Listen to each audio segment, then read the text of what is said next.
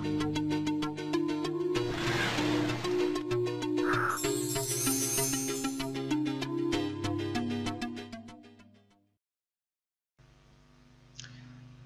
الله الرحمن الرحیم.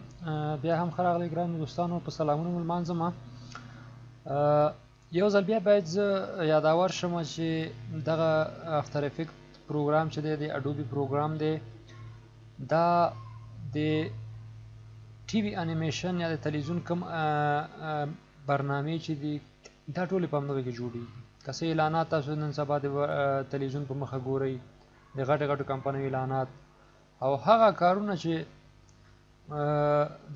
تخیلي کارونه وي هغه ټول په دې کې کېږي.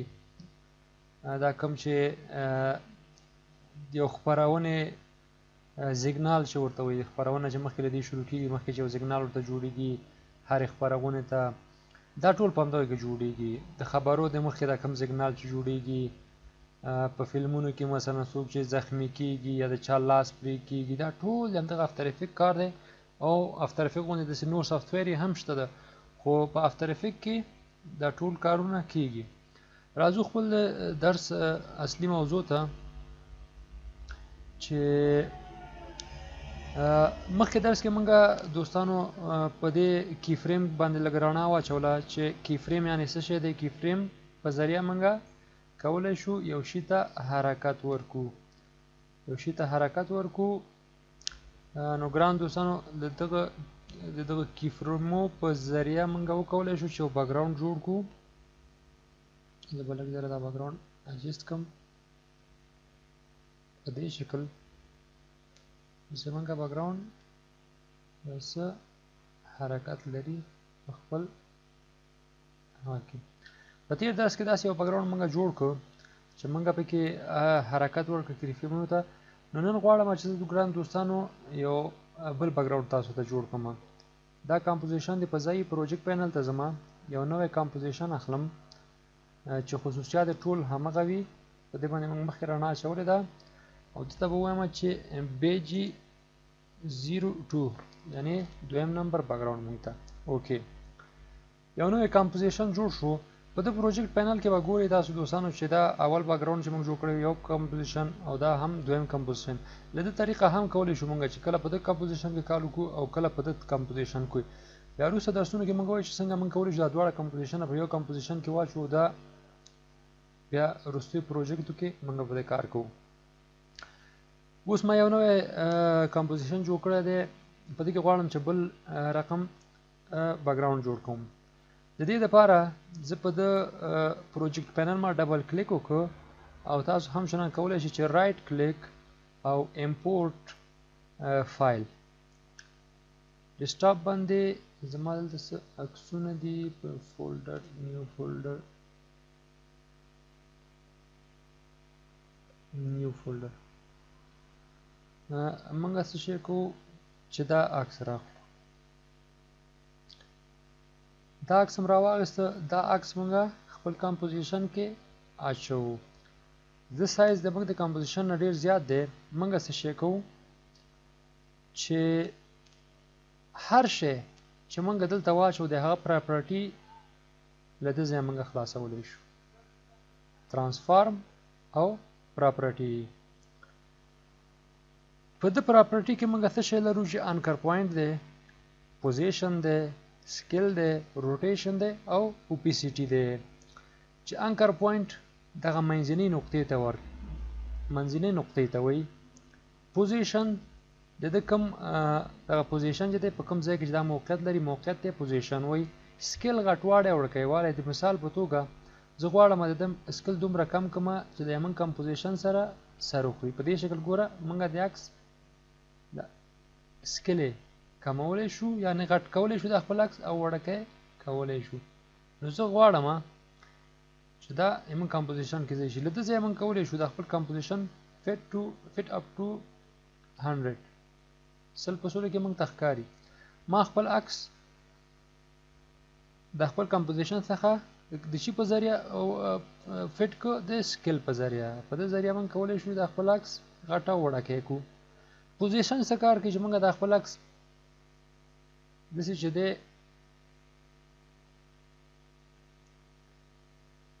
او دا هم منګه پوزیشن ته تغییر راوړلی شو په دې شکل. او روټیشن څه شی کوي؟ منګه په دې ذریعه دا خپل آبجیکټ تاوولی شو په دې رقم منګه آبجیکټ خپل تاوولی شو. روټیشن یعنی سر. اوپیسیټي د ضخامت ښیي، مثلا دلته اوپیسیټي څومره کمومه دا خپل ضخامت له لاسه ورکوي او شاته کوم شی هغه ته نه ښکاري لکه شیشې غوندې. ګورئ دوستانو دا ظرفیت دی اوپیسیټي. نو منګه په دې باندې خو بیا هم منګه رڼا شو. نو فعلا منګه په بیکګراوند کې استو په د عکس باندې دوستانو ما پاکه مخکینی درس کې منګه ریمپ نه کار واخیسته. په دې کې یو افیکټ دی د کلیټ په نامه نومیږي چې دا دی دوستانو سی سی کالیډا. دا افیکټ ډیر د کار افیکټ دی دوستانو. دا چې کله موږ په خپل هغه باندې واچو او دنه ګوري چې اتوماتیک د ګل په شان ته هغه جوړ کی. او دلته کوم روټیشن ته څومره حرکت ورکو دا هم خپل شکل بدلولو زی د حرکت سره په دې شکل. دا فلاور دی که موږ ویل واخلو نو شکل دی ویل په شان ته کیږي، یو ټایر په شان دی داسې حرکت کوي. د انواع بیا خپل د کار په ضرورت تاسو بدلولی شئ. کوم رقم چې تاسو خوښیږي هماغه انیمیشن ځان ته جوړولی شئ. او ډېر ښایسته بیکګراونډونه په دې کې جوړیږي. دا ټول تاسو خپل چې کله کمپیوټر ته کېناستئ نو تاسو خپل کوم چې خوښیږي. نو زه به په ډیفالټ یعنې په دا فلاور کې پرېږدم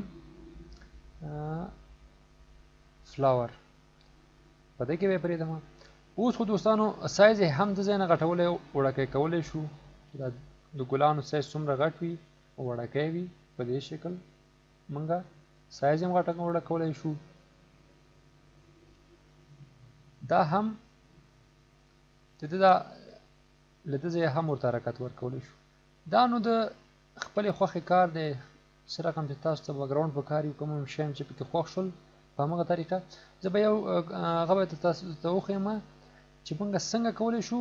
دا خو اوس ولاړ ایمیج دی، بیا هم د کی فریم په ذریعه د ده په سټاپ واچ باندې زه دلته کلیک کوم او که داسې دا تاسو ته سخت وي مثلا دلته راځو په دې باندې او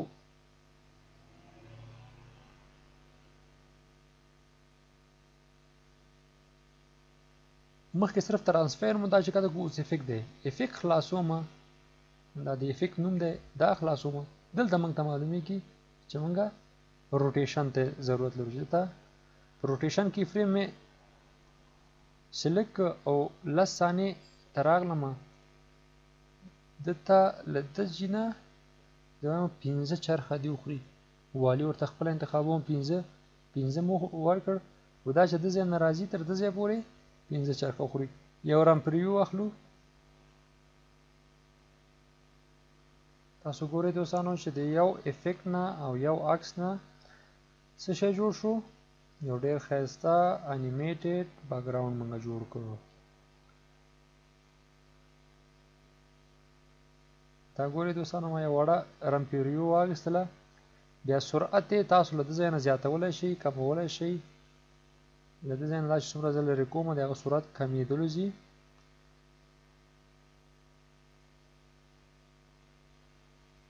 سرعت یې کمیدلو ځي او د ځای نه څومره چې چرخونه کموئ هم د سرعت کم او زیاتولی شئ. نو دا ګران دوستانو درېیمه برخه د ټوټوریل یا د سیریز یا د کورس چې ما شروع کړی دی افتر افیکټ. نو زما سره اوسئ داسې ډېر ښایسته ښایسته انیمیشنونه به زه تاسو ته انشاءالله راوړم په راتلونکو خپرونو کې په راتلونکو برخو کې. نو زما د سره اوسئ موږ به پلګه په پلګه یعنې سټپ بای سټپ مخکې ځو او انشاءالله پس له دې نه به موږ په ټیکس باندې یو څه کار کوو. 2-3 بیکګراونډ نور هم داسې جوړوم هغه نه پس بیا موږ ځو ټیکس ته. ټیکس نه پس داسې ډېر شیان نور دي چې مثلا نو بیا هم امید څخه کوم زما د یوټیوب پاڼه ځان سره خوښه کړئ کومنټونه ورکړئ. که څه مشکل تاسو پیښیږي په کومنټونو کې ماته لیکلی شئ او زه ستاسو په خدمت کې یم. نو الله مو مل شه.